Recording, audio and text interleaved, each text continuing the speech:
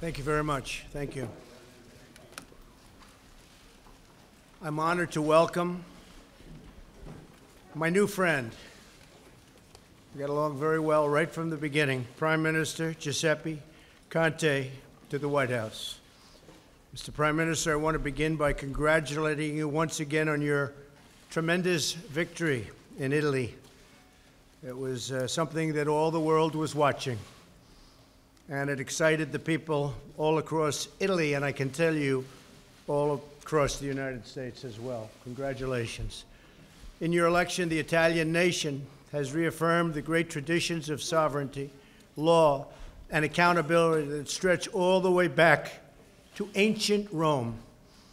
This proud heritage sustains our civilization and must be always defended. Today, Prime Minister Conte and I are pleased to announce a new strategic dialogue between Italy and the United States that will enhance cooperation on a range of issues. This includes joint security efforts in the Mediterranean, where we recognize Italy's leadership role in the stabilization of Libya and North Africa. They've been terrific. Both the Prime Minister and I are focused on the urgent need to protect our nations from terrorism and uncontrolled migration. Our countries have learned through hard experience that border security is national security. They are one and the same. Like the United States, Italy is currently under enormous strain as a result of illegal immigration, and they fought it hard. And the Prime Minister, frankly, is with us today because of illegal immigration. Italy got tired of it. They didn't want it any longer. The people of Italy have borne a great part of the burden for Europe through the course of the migration crisis. I applaud the Prime Minister for his bold leadership, truly bold, and I hope more leaders will follow this example, including leaders in Europe. The Prime Minister and I are united in our conviction that strong nations must have strong borders. We have a solemn obligation to protect our citizens and their quality of life. My administration is working hard to pass border security legislation, improve vetting, and establish a merit-based immigration system, which the United States needs very, very importantly, very badly. As far as the border is concerned, and personally, if we don't get border security, after many, many years of talk within the United States, I would have no problem doing a shutdown. It's time we had proper border security. We're the laughing stock of the world. We have the worst immigration laws anywhere in the world. In our meeting today, the Prime Minister and I discussed ways to enhance our cooperation in the fight against terrorism. That also has to do with border security. I want to thank the Italian people for Italy's contributions to counterterrorism and operations in the coalition to defeat ISIS, where we've had a tremendous success, as you know, and in NATO's resolute support mission in Afghanistan. The Prime Minister and I also agree that the brutal regime in Iran must never be allowed to possess a nuclear weapon. Never. We encourage all nations to pressure Iran to end the full range of its malign activities. The United States welcomes the partnership of Italy in these vital efforts. Today, we are also addressing the crucial issue of trade and commerce. We are working closely with our European partners, including Italy, to ensure fair and reciprocal trade. A few days ago, I met with President Juncker of the European Commission. We had a great meeting. Following that meeting, we announced a breakthrough agreement to remove trade barriers and increase United States exports of agriculture, energy, and other goods and services to the European Union. Now is also the perfect time to expand commerce between the United States and Italy. America's booming economy, setting records in so many categories, creates enormous opportunities for investment. Likewise, I recommend investment in Italy. It's a great place with great people. I look forward to working closely with the Prime Minister to open up new commercial opportunities that will reduce our trade deficit substantially and increase our mutual prosperity.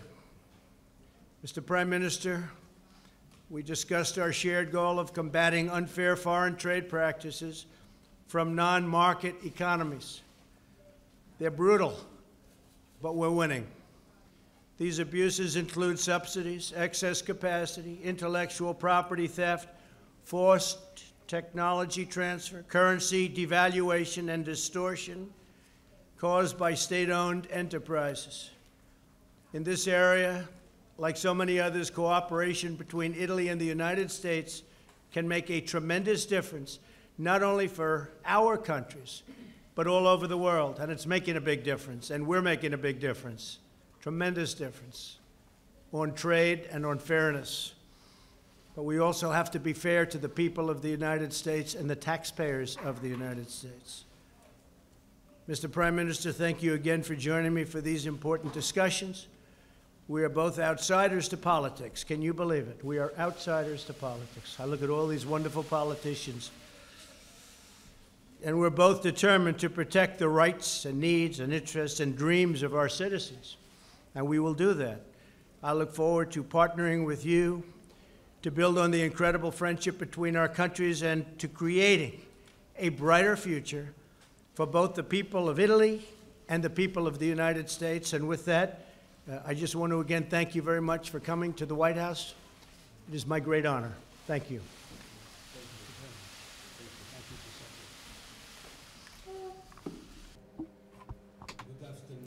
Buon pomeriggio a tutti. Thank you, President Trump, for this kind invitation, for this warm hospitality, only 2 months after the formation of my government. I take it as a sign of the special attention to Italy and to me as well. Don't forgive me, but I don't want to renounce the privilege for speaking in my wonderful language now.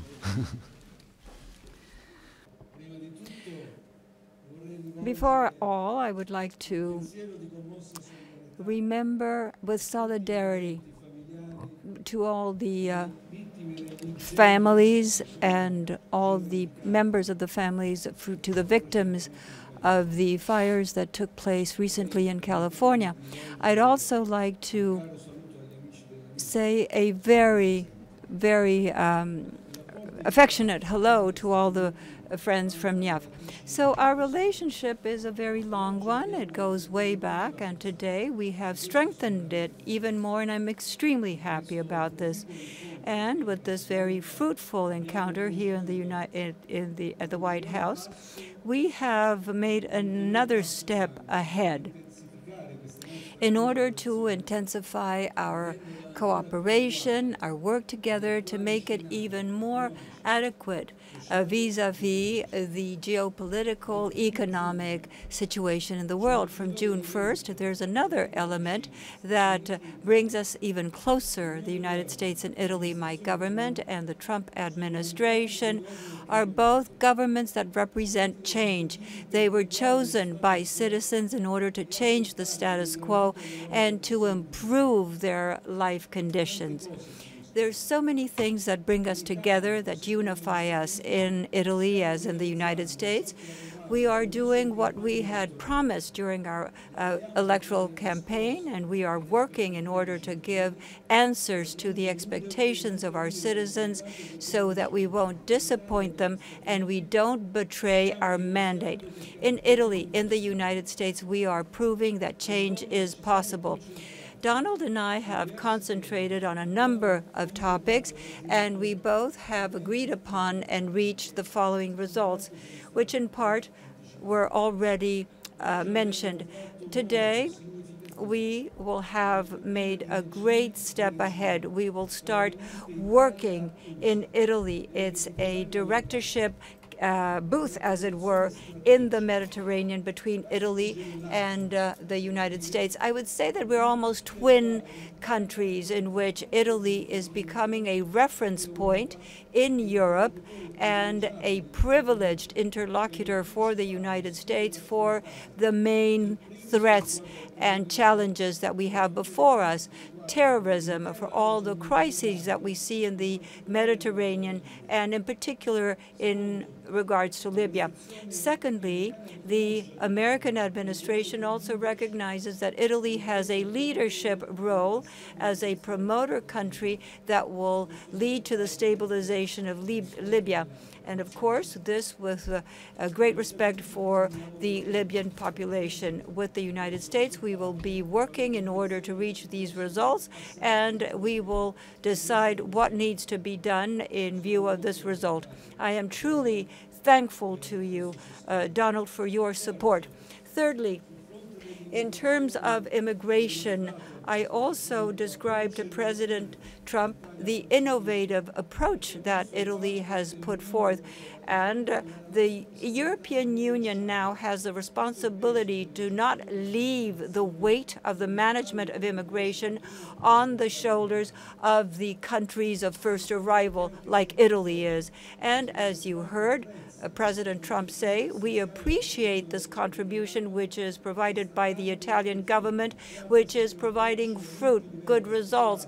We are talking about an approach, a multi-level approach, in order to try to resolve the phenomenon of immigration, not because of an emergency, but because this is a structural approach. I want to underline this is in line with the position of President Trump, which goes from the respect and dignity of people to make sure that fundamental rights are protected, and it wants to make sure that these rights are trampled over because these people are in the hands of criminal bands. I also want to underline that the World Day for the exchange of human beings is going to be celebrated. I also told President Trump that I'm very satisfied for the understanding that was reached very recently between ourselves and the President of the European Commission, Juncker.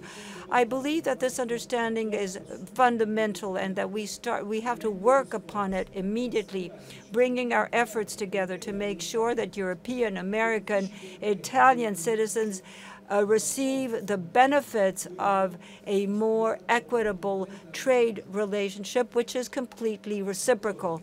And once again, as far as Russia is concerned, you know that Italy is favorable to a dialogue with Russia, but Italy also considers that the dialogue between the United States and Russia is fundamental so that we can have positive results in a more global perspective for stability and security purposes. In terms of energy security, President Trump and I also found ourselves in agreement with the need to make sure that there is a greater diversification for the sources of energy and to make sure that the energy routes are diversified as well.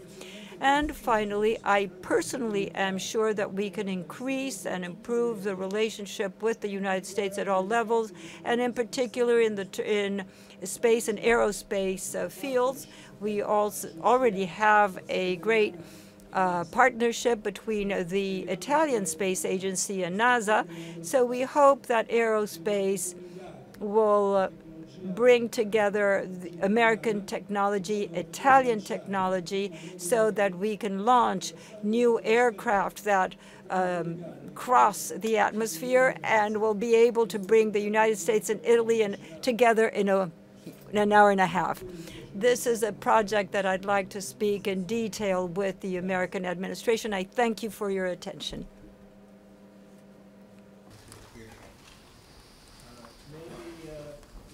Sager, please. Sager, Jetty. Thank you. Daily Caller. Thank you, Mr. President. To follow up on what you were saying about the shutdown, sir, are you saying that you would be willing to shut the government down in September if it does not fully fund $25 billion worth of your border wall and also deliver all of the immigration priorities that you listed in your tweet? Or are you leaving some room for negotiation there? I'll always leave room for negotiation, but this has been many years. This isn't just Trump administration. We're new. There's been many years, even decades. We have immigration laws, we have border security, we have all sorts of things going on that are, it's disgraceful. We are doing a phenomenal job. We're setting records, but we have laws that don't work. So we're working around those laws, and it's unfortunate. I have to take my hat off to the Border Patrols, for the law enforcement, to ICE, which really has been maligned by the Democrats, the job they do. They go into these MS-13 nests, nests of bad people, killers in many cases. And they go in there fearless, and they do an incredible job, and they get them out.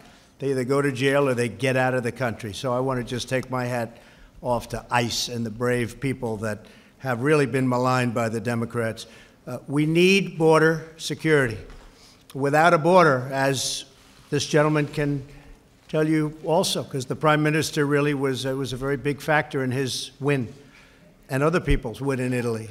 But it was a big factor in my win. We need border security. Border security includes the wall, but it includes many other things. We have to end the lottery. We have to end the chain. The chain is like a disaster. You bring one person in and you end up with 32 people. We have to end these horrible catch and release principles where you catch somebody, you take their name and you release them. You don't even know who they are. And then they're supposed to come back to a court case where they want us to hire thousands of judges. The whole thing is ridiculous. And we have to change our laws. And we do that through Congress. So I would certainly be willing to close it down, to get it done. As you know, we are already approving things in various bills, including we're going to be taking care of the military. We always put the military and law enforcement very high. But I would be certainly willing to consider a shutdown if we don't get proper border security. Thank you. Please. Sir, just to follow up on that quickly, is the $25 billion a red line for you? I have no red line, unlike President Obama. I just want great border security. Okay? Yeah. Mr. Prime Minister, here in the United States, amongst our commentariat, there was a consensus that the President's appearance at the G7 and NATO damaged our relationship with those institutions. As a member of both of those institutions, what is your assessment of the President's appearance at both?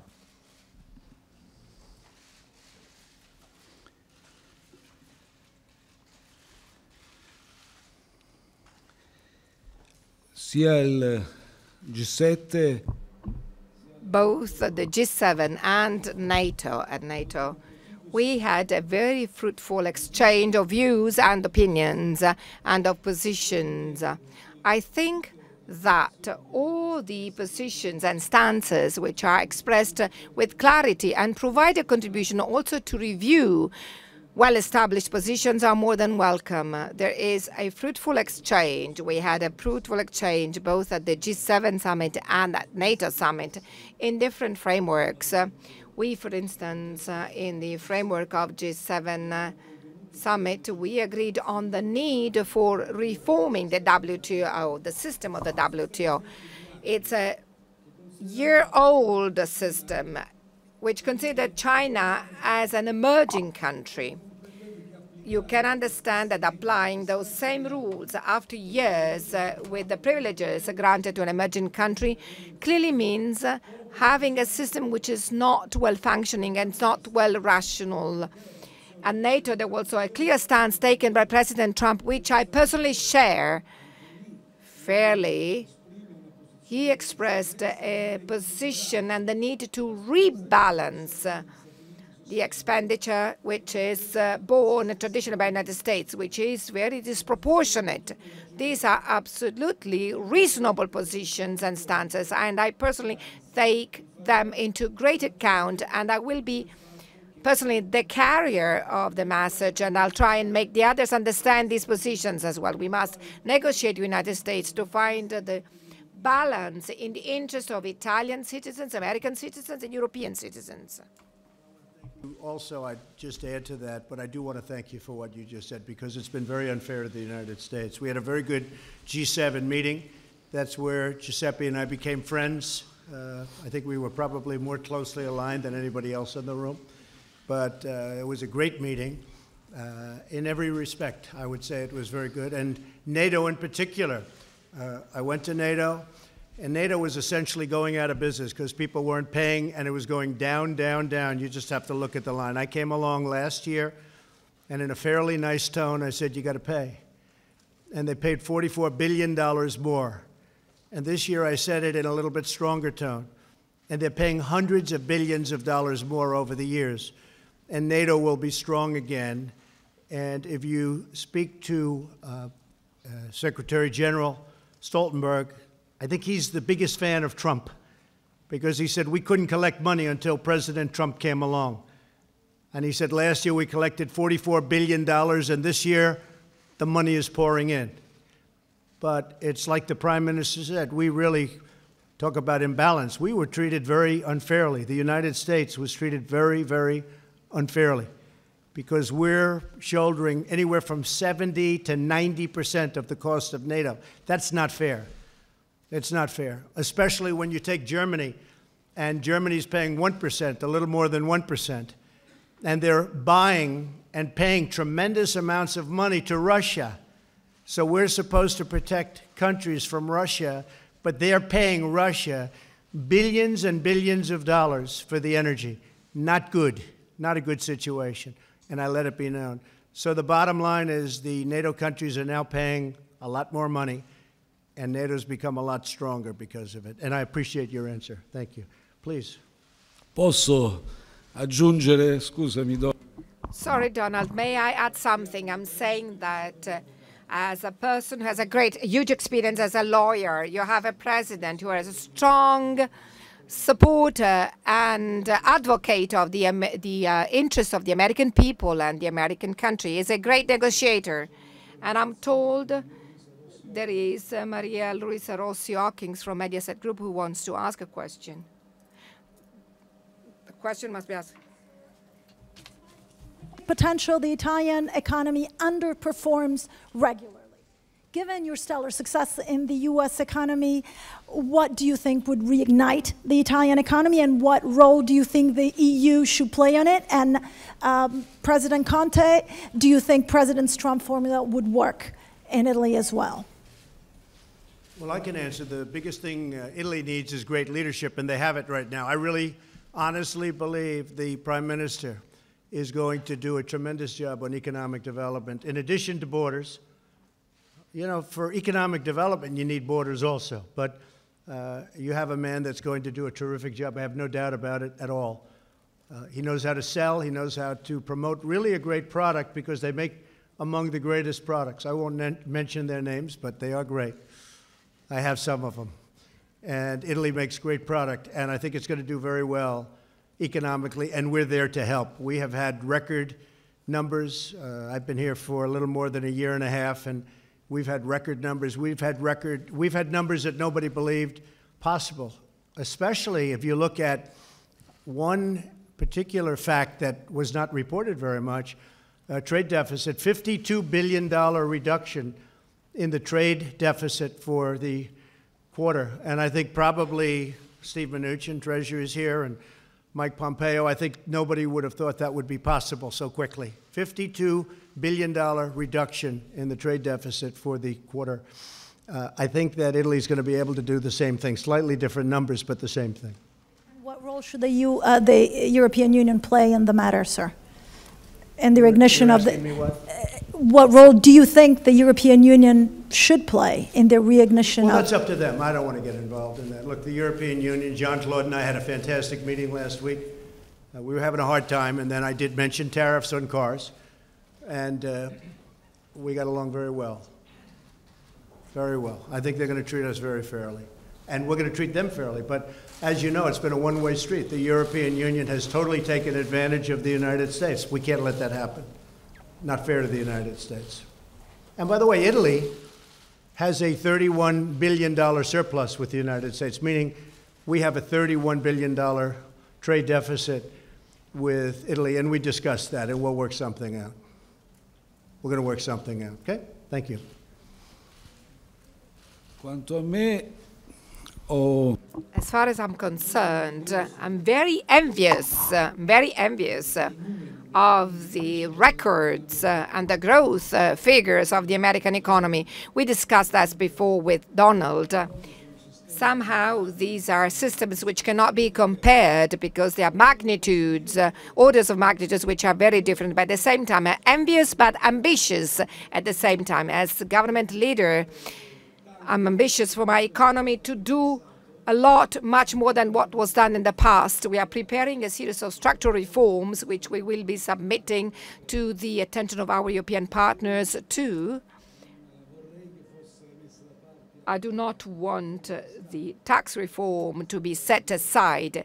It was a leverage in this country for economic growth, and generally it represents, if well constructed, it represents a leverage for economic growth. We are working also on streamlining and simplifying red tape, administration, regulations. We are trying to eliminate corruption pockets. We are trying to speed up the civil trials, the procedures, the proceedings. They are all sectors together with the citizenship income, which will support those people who lose a job to find a new one.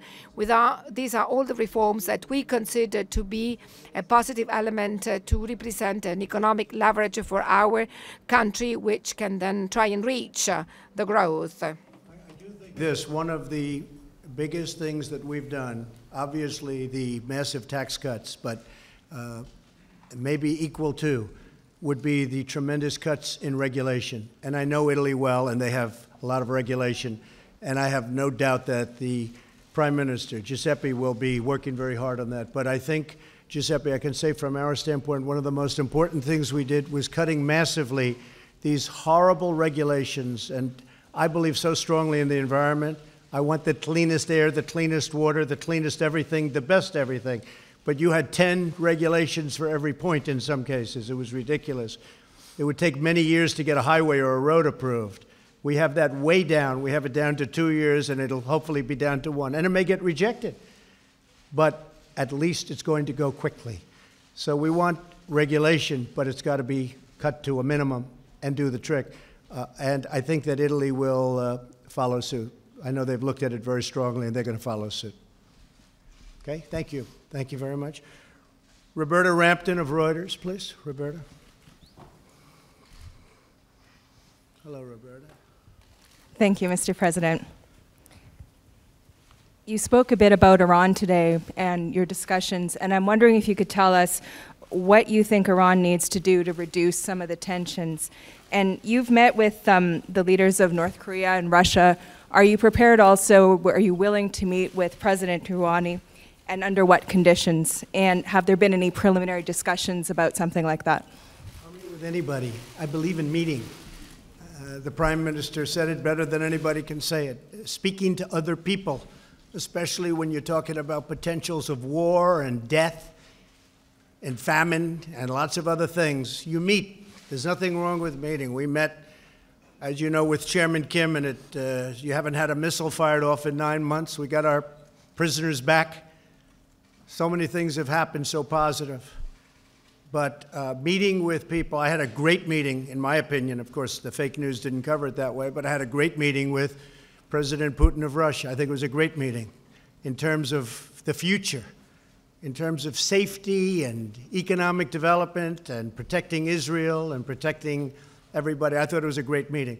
Great meeting with NATO. I just explained NATO. Hundreds of billions of dollars more money will be paid into NATO, the coffers of NATO, and much already has. So I believe in meeting. I would certainly meet with Iran if they wanted to meet. I don't know that they're ready yet. They're having a hard time right now. But I ended the Iran deal. It was a ridiculous deal.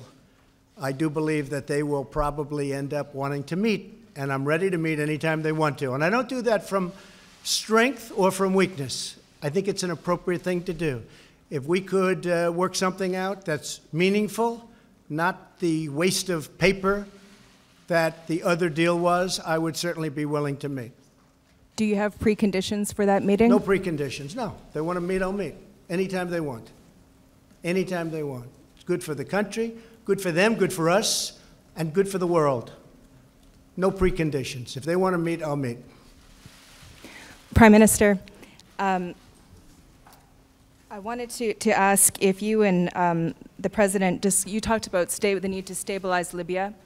I wanted to ask if you and the President discussed working together on energy production in Libya in some way.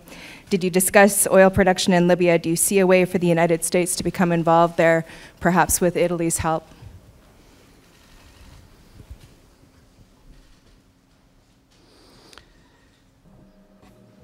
We discussed the problem of stabilizing Libya and obviously of the security to be guaranteed for the whole of the Mediterranean area.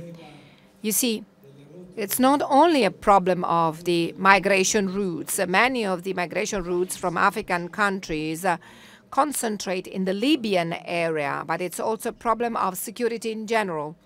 Because, for instance, through the migration routes,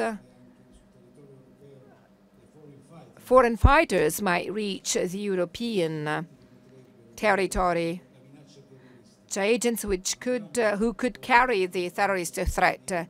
We didn't discuss in details other problems. Certainly, it is our intention to respect the Libyan population. We are not driven by economic interests. We are not driven by the problem of energy supply. Our interest, and from this point of view, I can announce, but already said that we are going to organize, in agreement with President Trump, I'm going to organize a conference on Libya. We would like to deal and discuss all of the issues relating to the Libyan people, involving all of the stakeholders, actors, protagonists in the whole of the Mediterranean. We are going to discuss economic aspects, but also social aspects, the protection of civil rights, the problem of constitutional process of issuing and passing laws to enable Libya, in particular, to get to democratic elections in a condition of the utmost stability. I'm told that Ilaria Lombardo from La Stampa wants to ask a question. Thank you. I have a question to Prime Minister Conte and then a question to President Trump. There are three pending issues on the table with the American administration. One of them is sanctions to Russia. Since Italy, the two main government parties in Italy said that they want to lift the sanctions on Russia. What's the official position by the government since the American administration is asking for these sanctions to be kept? The other 2 points are the TAP gas pipeline. The American department asked to continue with the work while there are some ambiguous positions in Italy in relation to this project, and the F-35 program. What is Italy going to do? Will Italy confirm the program? Thank you. I'm going to answer in relation to sanctions on Russia. I'm going to repeat what I said before because I've already taken a stance in all of the international summits. I'm going to be boring, but this confirms that the position of the Italian government is not changing in this respect. We are open to dialogue with Russia. We do believe that Russia plays a fundamental role in all international geopolitical crises. So thinking that Russia can be kept out of a dialogue, as President Trump said, if we want to solve problems, we cannot choose the counterparts to deal with. We must accept and sit at the table and negotiate and have dialogue with those who are, in reality, our counterparts. As far as the sanction system specifically is concerned, I'm well aware, I said that the system stemming from the Minsk agreements as the outcome and is connected to the implementation of the Minsk agreements. So it is clear that it is unthinkable today to lift overnight those sanctions. However, exactly because we are open to dialogue with Russia, the position of my government has been stated straight away is to make sure that the system of sanctions doesn't affect the civic society, doesn't affect the economy of the small and medium-sized enterprises in Russia. Italy, from this point of view, has a tradition of intense economic relations with Russia in this respect. So, in order to stress once again with a final statement, sanctions against Russia are not and cannot represent an end. Second issue, Trans-Adriatic Pipeline. I discussed this with President Trump, and I reported to him that my government is fully aware of the fact that this is strategic work in terms of energy supply to Italy and to the south of Europe and the Mediterranean area. We are perfectly aware of the fact that this can provide a contribution also in the renewal of the energy system and the elimination of coal, which is part of our program. At the same time, I correctly informed President Trump that there are some uncertainties by local communities, the communities where the pipeline will land, since problems must be faced directly and not trying to avoid them. Once back to Italy, as soon as possible, I will discuss the issue with the competent ministers, and I will go and meet the local mayors, the local communities, trying to find a solution which will take into account the concerns of local communities. As far as the third point is concerned, F-35, as you know, do you know this is a program which was decided in 2002, that the agreements were signed in 2002. So it's a pretty big period of time in terms of talking about needs for defense and security. As a government, we are responsibly evaluating this file. As you know, there is already a process of orders being issued, which is taking place, and these orders are issued much earlier because the work is very complex. So we will continue to follow this file, and we'll make all the necessary choices in a very cautious way in view of the needs of defense and security, being fully transparent with our partner, the Trump administration. Thank you very much. Sanctions on Russia will remain as is. As far as a pipeline is concerned, I'd like to see a competing pipeline. So, Mr. Prime Minister, I hope you're going to be able to do that competing pipeline. And we are already talking to the European Union about building anywhere from 9 to 11 ports, which they will pay for, so that we can ship our LNG over to various parts of Europe, and that will be more competition. But the sanctions on Russia will remain as is. Okay, thank you very much, everybody. Thank you. Thank you. Thank you. Thank you very much.